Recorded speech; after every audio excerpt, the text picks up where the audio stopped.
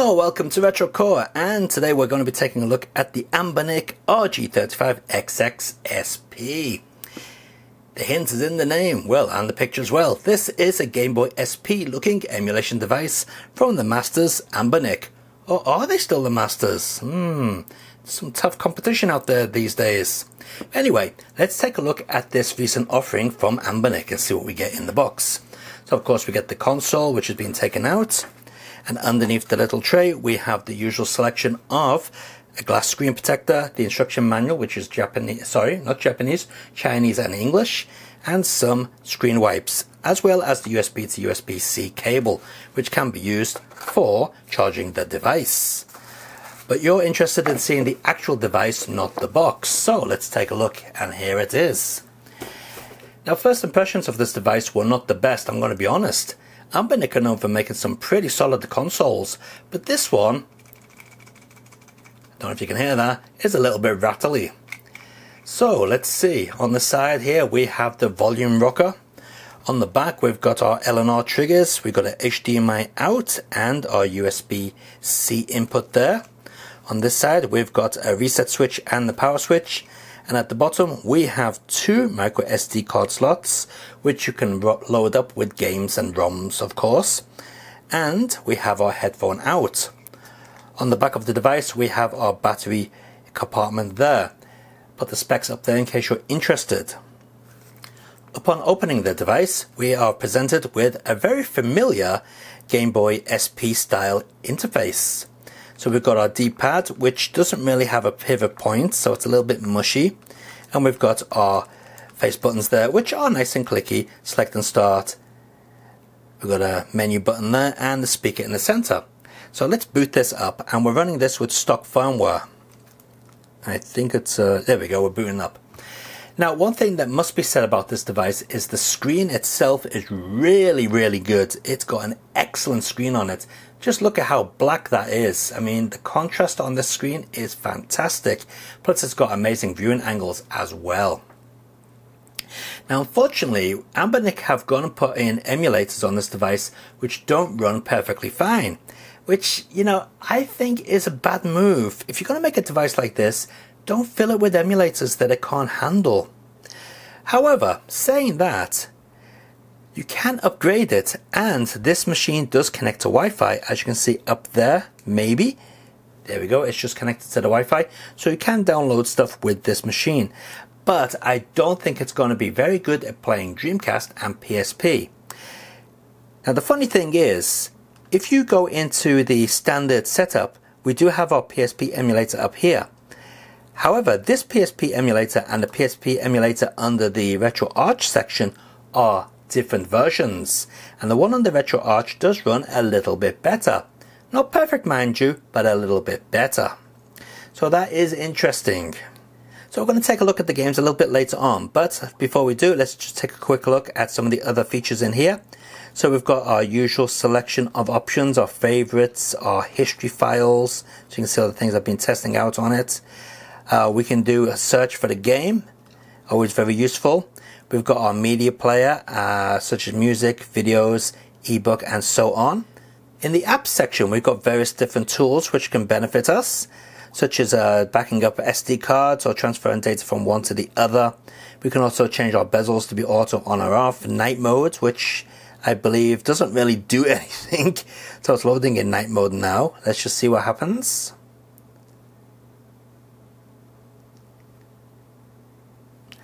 Absolutely nothing. It's frozen. Look at that. Let's give it a couple more seconds. There we go. So in night mode, engage or disengage. We'll press Y for engage. Alright, night mode enabled. And okay, let's see what's different about it. Absolutely nothing. It's exactly the same. I'm not sure what that's meant to do. I'll tell you what, we'll disable it just to be on the safe side. And also when you disable it, it comes on a lot quicker. Going into the settings, we've got our usual array of items here. The only thing that might be a little bit unusual is the network settings, because you can, as I mentioned, connect this up to your Wi-Fi. But besides that, nothing out of the ordinary. So let's get a little bit closer to the device and see some of those games running. And what I'm going to do is use the emulators under the Retro Arch section, because they do tend to run a little bit better than the ones that I guess Anbernic put on here. So we'll go with these ones and see what type of performance we get with PSP and especially Dreamcast as well, because they're the ones that this machine does struggle with a little bit. So here we are taking a look at the PSP section, and as you can see straight away, it's stretched, and you cannot fix that. It's always stretched. So it's not in the proper aspect ratio, which is a bit of a shame. When you press the menu button, it just goes to the normal PSP emulator settings. So you can't really do much about that. Okay, now the reason I'm using Ridge Racer is because it's the game that always shows if the PSP emulator is decent or not. Because as soon as you go around the corner, it's bound to start stuttering if the emulation is bad. So let's get into the game. Okay, so we'll turn up the volume a little bit so you can have a bit more sound going on.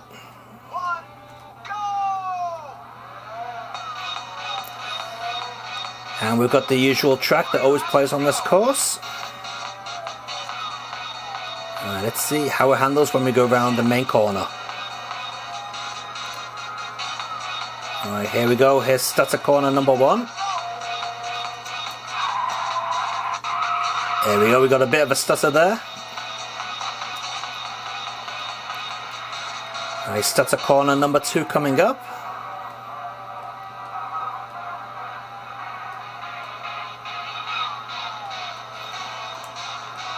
Whoops, here we go.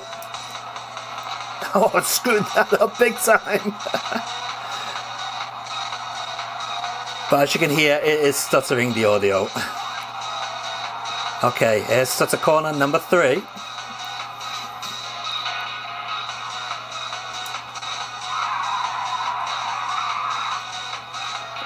He handled that one not too bad. But I'm sure you can tell this is not perfect.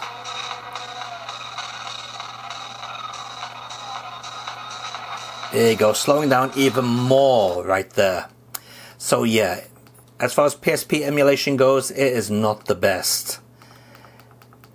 So let's check out Dreamcast. Now for Dreamcast, we're going to use Ikaruga. Now Ikaruga is a great game to use because it really pushes the Dreamcast at the beginning with all its alpha effects. That didn't look too good there, did it? And we've got the frame rate showing on this emulator, and as you can see, currently it's at 30 frames. Oh, and it's gone up to 60 there. So that's not promising, is it?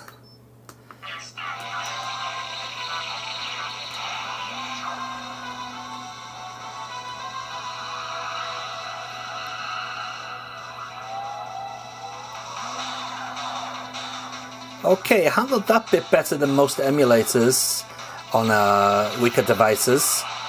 Normally on that section there, as you fly out of the base, I guess, it stutters like crazy, but it handled it without any stuttering. So it's not as bad as some I've seen. But as you could tell from the beginning, there was a little bit of stuttering on some sections. So again, the emulation is not perfect, but currently the frame rate is 59.94 frames per second, so seems to be doing okay. Let's try one more Dreamcast game.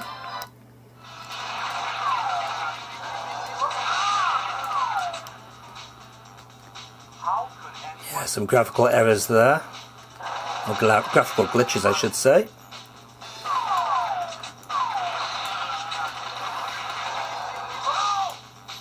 Man, it's very difficult playing on this. I keep missing the button to reload.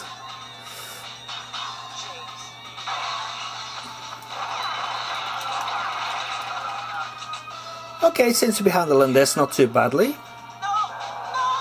So it looks like Dreamcast is a viable option. I don't want to die. Now one system you might want to play on this is the original Game Boy, but you're also probably wondering, what does it look like on this screen? Well, we've zoomed in a little bit, we've got the Moore effect on the screen, but let's try and ignore that and see how it looks on here. So first of all, we'll get into the actual game, and first we're looking at it with this overlay on the screen. And you know, it looks fairly decent. Let's just get into the actual game.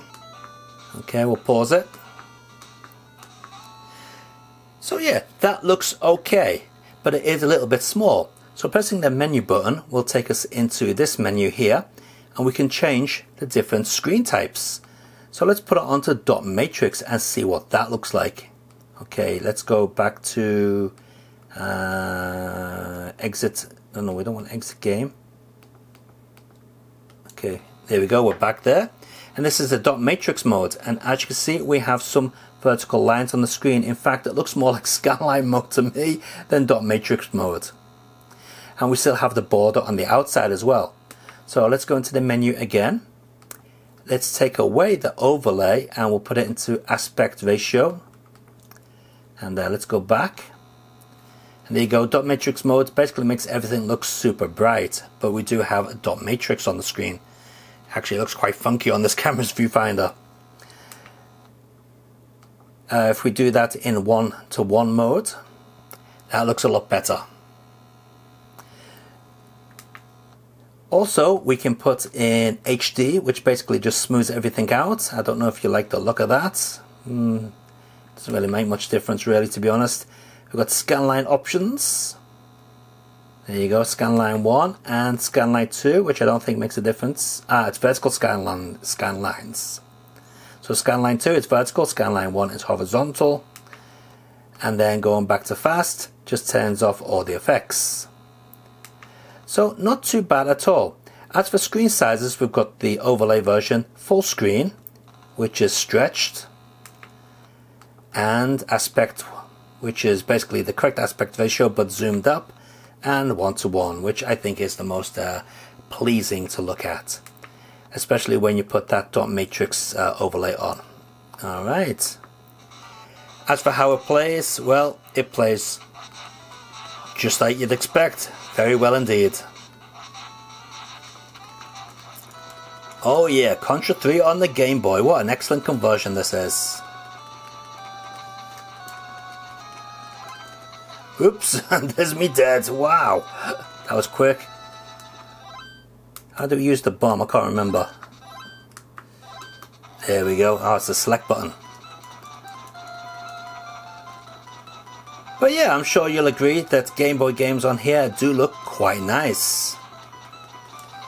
But how about other machines like the 16-bit machines? Well, let's take a look at some Super Nintendo and Mega Drive. And maybe a bit of PC Engine as well. Okay, well, I said Mega Drive, but actually we'll take a look at some Mega CD with Final Fight CD. And again, we've got the frame counter up on the screen there. And as you can see, it's locked at a solid 59.94 frames per second, which is correct.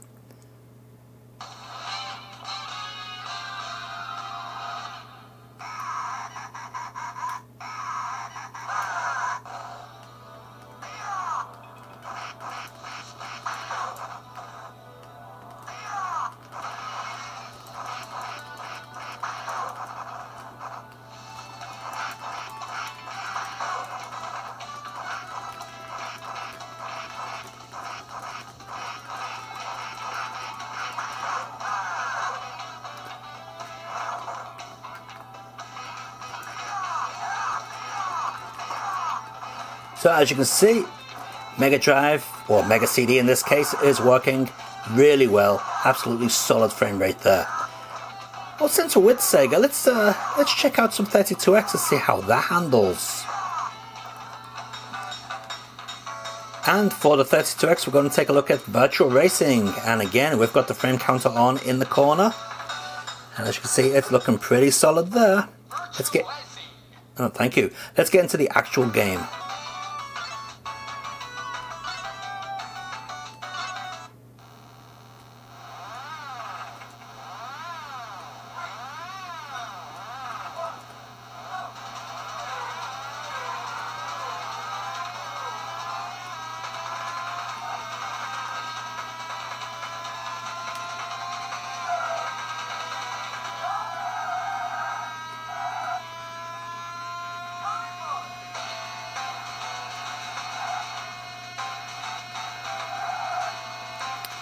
Alright, I'm happy to say that this is running very well indeed.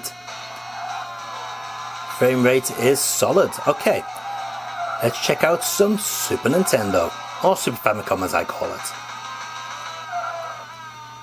Now, a game that a lot of people always ask me to check when I do the Super Famicom or Super Nintendo reviews is Star Ocean, but unfortunately it's not built into this device, so instead we'll go with Street Fighter Alpha 2, since that is one of the later games on the system, and also one of the more demanding.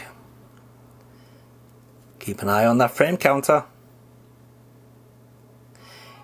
You'll notice that we've got the aspect ratio switched on here with the borders. They can be switched off, of course, but I'm going to keep them on just for this demonstration. Now, any pauses that you see in this footage is normal. The real game is like that, as I'm sure you already know. The important thing is to keep an eye on that frame counter up there. Yeah, that pause is perfectly normal, so don't worry about that. Alright, how my buttons are mapped. There we go. Okay.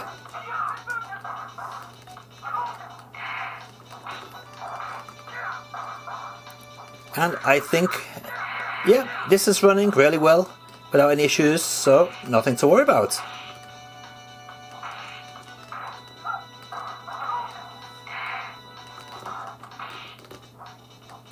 Yes, I know I suck at playing this at this point in time, and that's because I've got my fingers on the controller like I'm playing a piano or something. Alright. So there we go, that's Super Nintendo or Super Famicom emulation. Okay, let's take a look at some PC Engine. Here we go with a classic. This is Blazing Lasers from NEC or Hudson Soft. Take your pick. So this game will give you an idea of how good the screen is on this device. Absolutely blur free. And a very good contrast ratio.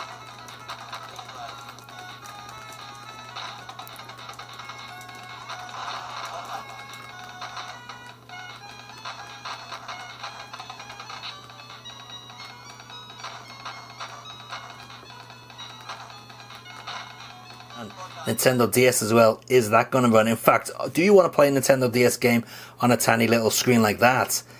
No, you don't. But I'm sure you want me to show you, so let's load it up. So as you can see, tiny little image on the screen here. However, if we're lucky, we may be able to switch screens. There we go. We've got it. Okay. So that's the bottom screen there. Or is that the top screen? I don't know now. Okay, let's press start and see what happens. Now, of course, we can flip from the top screen to the bottom screen, you know, on the fly like that. Or we can display them both. There we go. You know, using a combination of the trigger buttons on the back.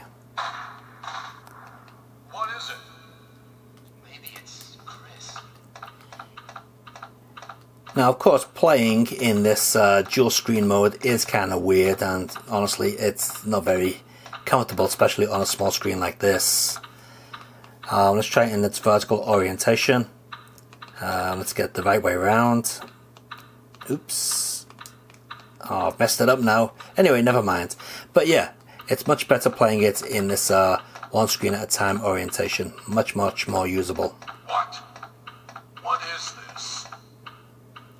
What is it? Blood.